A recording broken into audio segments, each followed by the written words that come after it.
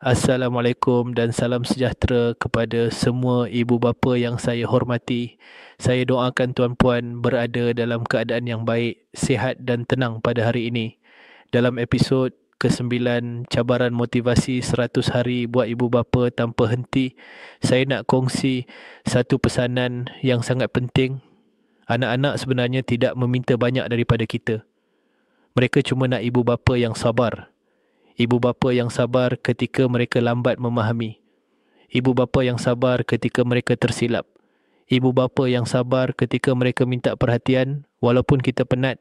Dan ibu bapa yang sabar ketika perangai mereka mencabar kesabaran kita.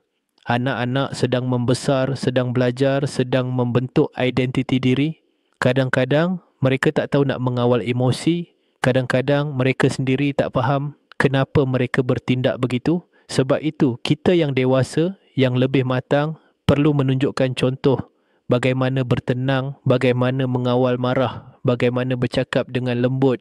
Kerana daripada kitalah mereka belajar. Ingat satu perkara, setiap kali kita marah tanpa kawalan, anak belajar cara marah. Setiap kali kita sabar, anak belajar cara sabar. Sabar bukan tanda lemah. Sabar itulah tanda kuat, tanda sayang, tanda kita meletakkan perkembangan anak lebih penting daripada perasaan kita pada waktu itu.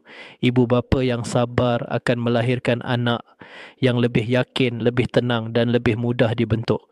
Jadi hari ini, sebelum kita tinggikan suara, sebelum kita lepaskan marah, tarik nafas dan ingat, anak cuma nak ibu bapa yang sabar. Terima kasih kepada semua ibu bapa yang sedang berusaha setiap hari. Saya bangga dengan tuan-puan. Teruskan menjadi contoh terbaik buat anak-anak kita.